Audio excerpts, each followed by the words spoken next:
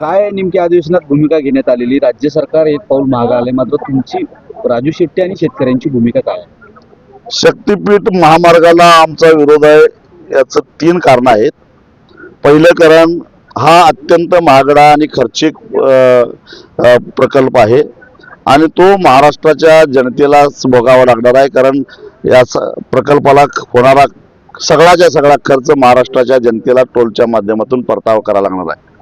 आता जर का गेल्याच आठवड्यामध्ये केंद्र सरकारनं जाहीर केलेला जो नाशिक तुळजापूर महामार्ग आहे, तोही 6 पदरीचा आहे. त्या महामार्गाला जर का 1 किलोमीटरला 51 कोटी रुपये खर्च येत असेल आणि शक्तीपीठ महामार्ग जो 803 किलोमीटर लांबीचा आहे आणि 1 लाख कोटी रुपये खर्चाचा आहे, तर या रस्त्याचा 1 किलोमीटरचा खर्च पडला 124 कोटी रुपये.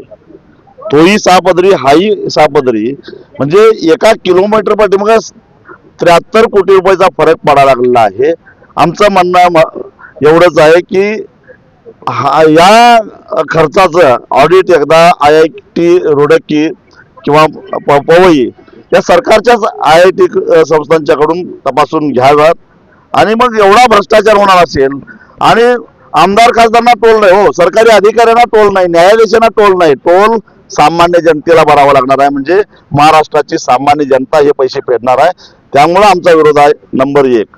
नंबर 2, हा रस्ताच अनावश्यक आहे. कारण सध्या अस्तित्वात असणारा रत्नागिरी नागपूर हा जो राष्ट्रीय महामार्ग आहे, त्यापैकी कोल्हापूर ते नागपूर पर्यंतचा जो महामार्ग आहे तो या शक्तीपीठला बरोबर समांतर आहे आणि तो रस्ता केंद्र सरकारनं नुकताच पूर्ण केलेला आहे आणि तोही पूर्ण क्षमतेनं चालत नाही. कारण त्यांना अपेक्षित असणाऱ्या रकमेपैकी केवळ 25% रक्कम टोलमधनं जमा होते.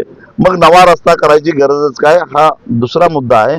तिसरा मुद्दा म्हणजे पश्चिम महाराष्ट्रात विशेषतः सांगली, कोल्हापूर आणि सिंधुदुर्ग इथं पर्यावरणाचे मोठे गंभीर प्रश्न तयार होत आहेत, पुराचे प्रश्न तयार होत आहेत आणि जो 2 अभयारण्य आहेत, इथं आधीच हरित लवादानं उत्खननाला बंदी घातलेली असताना शक्तीपीठ महामार्गाच्या माध्यमातून डोंगर पोखरायचा आणि त्यातून खनिजाची तस्करी करायचं, हा जो डाव काही तस्करांनी आखलेला आहे, याला आमचा विरोध आहे. तुम्ही